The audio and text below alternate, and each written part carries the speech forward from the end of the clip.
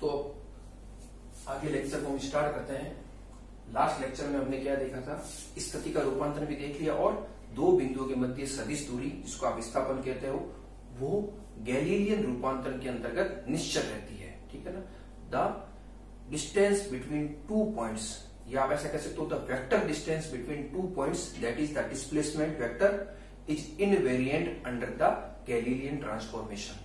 ठीक है, तो दोनों हमने देख लिया। अब हम आगे बढ़ते हैं। अगला हमारा होगा वेग का रूपांतरण और उसके बाद देखेंगे हम त्वरण का रूपांतरण। लेकिन इससे आगे बढ़ने से पहले एक छोटी सी चीज जो स्किप हो गई पहले, वो इंपॉर्टेंट है, उसको मैं आपको थोड़ा बता देता हूं, उसको आप ध्यान से देखिए। ये तो आप जानते हो हम हमारे टॉपिक को कैसे कर रहे थे कि आपके पास एक फ्रेम एस है, ये आपके पास एक फ्रेम एस डैश है, इधर ही एक्स एक्सिस, इधर ही वाई एक्सिस, इधर ही जेड एक्सिस।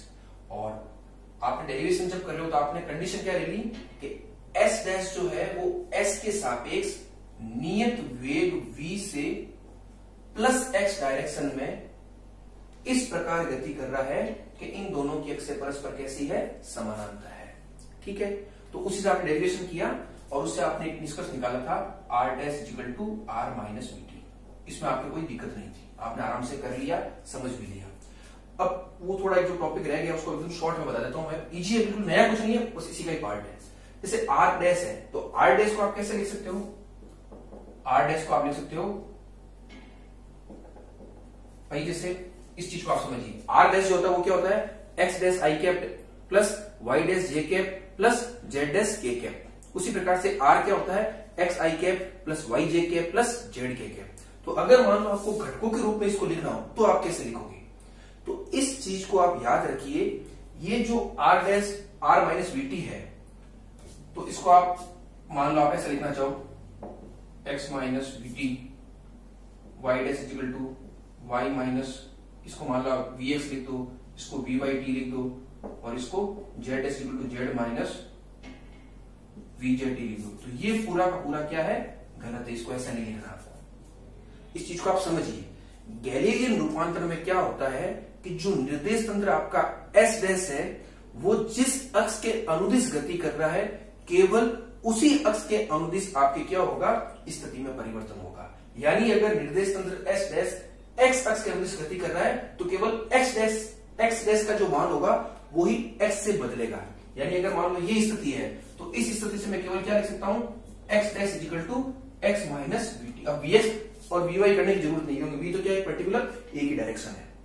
और वाई डैश क्या हो जाएगा, चूंकि एस डैश केवल एक्स अक्ष के अनुदिश है तो वाई डैश में कोई परिवर्तन नहीं होगा, तो Y dash equal to Y और Z dash equal to Z. तो ये आप नोट कर लेना, वहां पर जहां पर आपने स्थिति का रूपांतरण किया है उसको वहीं पर नोट कर लेना आराम से। ठीक है ना। तो इस चीज को आपको बहुत ध्यान रखना है। ये न्यूमेरिकल जब आप सॉल्व करोगे तो उस अप्रोच में ये आपके बहुत काम आएगा। अगर मान लो ये इस तरह से टिल्ट हो जाए, तब जैसे मान लो एस डैश आपका इस तरह से हो जाए, तब आप क्या करोगे, इसके घटक लोगे, ये एक्स घटक और वाई घटक। तो उस स्थिति में आपका एक्स डैश भी बदलेगा और वाई डैश भी बदलेगा। लेकिन अगर केवल एक्स अक्ष के अनुदिश है तो केवल एक्स अक्ष का जो पोर्शन है या जो पार्ट है वही बदलेगा। अगर वाई एक्स के अनुदिश है तो वाई डैश वाला बदलेगा और जेड एक्स के अनुदिश है तो जेड डैश वाला बदलेगा। तो इस चीज को आप नोट कर लीजिएगा। ठीक है, वो एक चीज रह गई थी, उसको मैंने बता दिया। अब हमारे अगले टॉपिक पर चलते हैं जो कि क्या है, वेग का रूपांतरण। वेरी इजी है। तो वेग के रूपांतरण के लिए डायग्राम आपको ये हमेशा याद रखना है। ये डायग्राम आपको पूरे मैकेनिक्स में जहां जहां पर आप इस तरह से फ्रेम ऑफ रेफरेंस का यूज करोगे वहां पर ये काम आएगा। और डायग्राम को ऐसे रटना नहीं है, इसके फिजिकल सिग्निफिकेंस और सेंस को समझना है कि किस प्रकार से एस और एस डैश में रिलेशन है। ठीक है ना। जैसे ये आपका एस बनाया और ये एस डैश बनाया, वी वेग से चल रहा है। मैं इसको क्या कह रहा हूं कि एस तो स्थिर है और एस डैश वी वेग से प्लस एक्स दिशा में गतिशील है। इसको मैं ऐसे भी कह सकता हूं कि एस डैश जो है वो स्थिर है और एस जो है वो माइनस वी दिशा में इसके सापेक्ष गतिशील है। अब देखिए रिलेटिविटी को आप समझिए, इनमें आप, ठीक है ना, मतलब एक रिलेटिव मोशन होती है हमेशा। मोशन कैसी है, रिलेटिव है। ये भी स्थिर है और ये भी स्थिर है।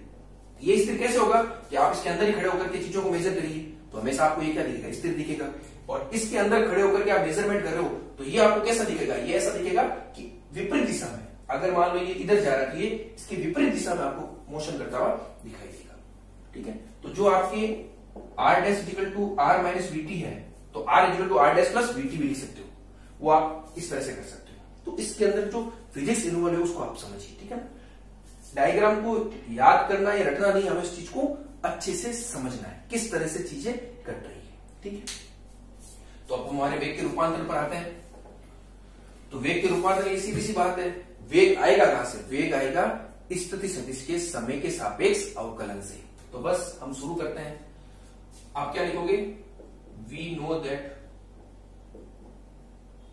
नो दैट हम जानते हैं कि R dash equal to R minus V T. जब आप डेरिवेशन करो तो पूरा लिखिए यहां पर कि जहां आर डैश क्या आपका वो लिखिए। आर डैश क्या है? आर डैश डायग्राम हमेशा बना हुआ एस डैश और ये बिंदु पी, तो ये आपका है आर डैश, सॉरी ये आर है और ये क्या आपका आर डैश है और ये वी वेग से चल रहा है। तो आर डैश क्या हो जाएगा? किसी बिंदु पी का एस फ्रेम में, एस डैश फ्रेम में स्थिति सदिश आर क्या हो जाएगा? बिंदु पी का एस फ्रेम में स्थिति सदिश और वी क्या हो जाएगा? वी हो जाएगा आपका एस डैश एस के सापेक्ष जिस वेग से चल रहा है वो आपका वी है। तो ये तीनों आप नोट कीजिए बिल्कुल। ठीक है, तो ये इक्वेशन नंबर 1 होगी। अब आप क्या करोगे? समीकरण 1 का टी के सापेक्ष अवकलन करने पर, तो कर दीजिए। ये लो D R dash upon D T equal to D R upon D T minus V और टी दो क्वांटिटी है, तो एक बार v को एज इट इज रखा और t का dt बाई dt 1 हो गया और minus t as it is रखा और dv बाई dt। लेकिन v क्या है? v आपका है कांस्टेंट और किसी भी कांस्टेंट राशि का समय के सापेक्ष अवकलन क्या हो जाएगा? 0 हो जाएगा, dv बाई dt 0। तो ये जो पद है इसका मान कितना आ जाएगा? 0 आ जाएगा। क्यों? क्योंकि v कांस्टेंट है। तो बचेगा क्या पीछे आपके? D R dash upon D T equal to D R upon D T minus V. और D R dash upon D T क्या है? बिंदु P या बिंदु P पर स्थित जो कण है जिसका द्रव्यमान m है उसका वेग है किस फ्रेम में? S डैश फ्रेम में। और D R by D T क्या है? बिंदु P पर स्थित कण जिसका द्रव्यमान m है उसका S फ्रेम में वेग। और ये v क्या है? ये v S डैश का वेग है S के सापेक्ष। ठीक है, तो अब आप इस D R dash by D T को मैं कैसे लिख सकता हूं? इसको मैं थोड़ा इधर करता हूं। ठीक है, इसको आप इधर देखिए। इसको मैं ऐसे लिख सकता हूं, इस त्वरण रूपांतरण कर साफ कर दीजिए ताकि कंफ्यूजन नहीं हो। इसको मैं ऐसे लिख सकता हूं u dash is equal to u minus v। Notation में कंफ्यूजन नहीं होना है, मैं लिख देता हूं। u डैश क्या है? कण का s dash frame of reference, F का मतलब क्या हो जाएगा? एच डैश निर्देश तंत्र में वेग। उसी प्रकार से u क्या हो जाएगा आपका? कण का s फ्रेम में वेग। और v क्या हो जाएगा आपका? s डैश का s के सापेक्ष वेग। खूब सारे न्यूमेरिकल इस फॉर्मूले पर काम आएंगे। ये फॉर्मूला भी आपको एनी टाइम याद रखना है। खूब सारे न्यूमेरिकल एग्जाम आपके पूछे भी जाते हैं, आपको इनको समझना भी है, तो ये आपके बहुत काम आने वाले हैं। ठीक है, बस इसका इन सब का अर्थ पता होना चाहिए। तो ये आपके क्या आ गया? u dash equal to u minus V. ठीक है, तो ये क्या है? वेग का गैलीलियन रूपांतरण समीकरण। ठीक है, इसको भी अगर मान लो घटकों में देखना हो आपको, तो घटकों में कैसे देखोगे इसको आप? u x dash is equal to u x minus V, u y dash is equal to u y और u z dash is equal to u z। ये दोनों सेम रहेंगे। क्यों? क्योंकि आपका जो s डैश फ्रेम है वो केवल x अक्ष के अनुदिश गतिशील है, तो केवल वेग के x घटक में ही परिवर्तन आपको देखने को मिलेगा। ठीक है, तो ये इजी डेरिवेशन है, बहुत इजी आपने समझ लिया। तो अब अगला हम क्या करेंगे? वेग का रूपांतरण हो गया, तो अगला करेंगे हम त्वरण का रूपांतरण। चलो, त्वरण के रूपांतरण में वैसे भी कोई दिक्कत नहीं आने वाली है। तो त्वरण क्या होता है? जिस प्रकार से आपने वेग के लिए क्या किया, जो आपका स्थिति सदिश है उसका एक बार t के सापेक्ष अवकलन किया, ठीक उसी प्रकार से त्वरण के लिए आप क्या करोगे? वेग का एक बार t के सापेक्ष अवकलन कर दोगे। तो ये लीजिए त्वरण का रूपांतरण, ट्रांसफॉर्मेशन ऑफ एक्सीलरेशन। तो बस वापिस वही we know that u dash is equal to u minus v। ठीक है, ये क्या है, वेग के लिए गैलीलियन रूपांतरण समीकरण।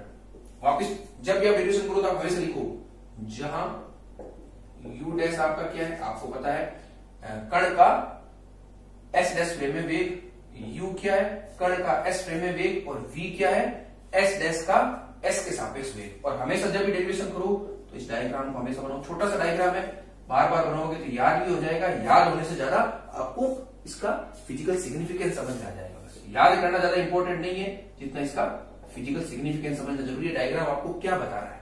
ठीक है, तो बस अब वापिस वही समीकरण 1 का t के सापेक्ष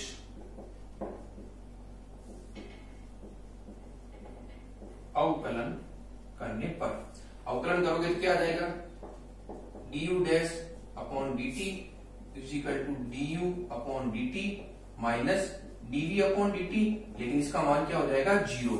क्यों? क्योंकि आपका v कैसा है, कांस्टेंट है। तो फाइनली क्या बच जाएगा, du dash upon dt equal du upon dt, इसको मैं क्या लिख सकता हूं a डैश और ये a। तो अब देखो a डैश और a सेम आ रहा है, उसमें कोई परिवर्तन नहीं आ रहा है। ठीक है, और आना भी चाहिए क्योंकि आप जड़त्व निर्देश तंत्र लेकर के चल रहे हो, उसमें आपको पता है त्वरण रहित गति होती है। ठीक है ना, तो उस प्रकार से आप इसको उस जड़त्व निर्देश तंत्र से भी मैच करके उसके सिग्निफिकेंस को आप समझ सकते हो। तो इसको हम क्या कह सकते हैं, जिस तरह से a dash equal to a है, तो कभी कभी क्वेश्चन ऐसा पूछ लेते हैं कि गैलीलियन रूपांतरण के अंतर्गत त्वरण की निश्चलता के नियम को सिद्ध कीजिए। तो त्वरण की निश्चलता का नियम क्या हो जाएगा कि यदि किसी कण का त्वरण आप s फ्रेम में निकालिए या उसी कण का त्वरण आप s डैश फ्रेम में निकालिए, वो दोनों क्या आने चाहिए, समान आने चाहिए। तो उसको आप क्या कह दोगे, त्वरण की निश्चलता का नियम। ठीक है, तो त्वरण भी हो गया, छोटे छोटे टॉपिक है। अब अगला क्या होगा हमारा, बल। तो बल क्या होता है आपका, द्रव्यमान इंटू त्वरण। तो बस वही डेफिनेशन आपको काम में लेनी है, और बल का रूपांतरण भी निकल जाएगा। बल का रूपांतरण, ट्रांसफॉर्मेशन ऑफ फोर्स। तो बल के रूपांतरण के लिए वापस वही we know that a dash is equal to a। ठीक है, तो हम क्या करेंगे, दोनों पक्षों को m से मल्टीप्लाई कर देंगे, m a dash is equal to m a। और आपको पता है जो द्रव्यमान होता है वो हमेशा समान रहेगा, वो फ्रेम ऑफ रेफरेंस से नहीं बदलेगा। ऐसा नहीं है कि इस कण का द्रव्यमान आप s फ्रेम से माप रहे हो, s डैश फ्रेम से माप रहे हो, उसमें कोई परिवर्तन आएगा, वो परिवर्तन नहीं आएगा। ठीक है, तो ये आ गया, इसको क्या हो जाएगा, इसका मतलब f dash is equal to f।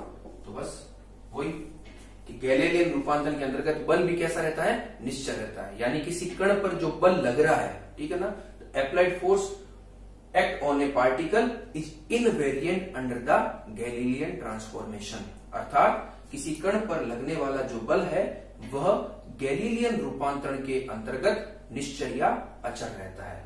ठीक है, तो ये बल का रूपांतरण हो गया। अब आगे अगर आप संवेग का देखना चाहो तो उसको भी बड़े आराम से देख सकते हो। ठीक है, तो संवेग के रूपांतरण तो आपको पता है, संवेग के रूपांतरण में संवेग का रूपांतरण इंपॉर्टेंट नहीं है, उसके लिए आपको एक नया टॉपिक आएगा जिसको हम आगे डील करेंगे। ठीक है ना, नेक्स्ट लेक्चर में, फिर ये बड़ा हो जाएगा, वो बड़ा डेरिवेशन है। तो यहां तक हमने क्या क्या देख लिया, वेग का रूपांतरण देख लिया और त्वरण का रूपांतरण देख लिया।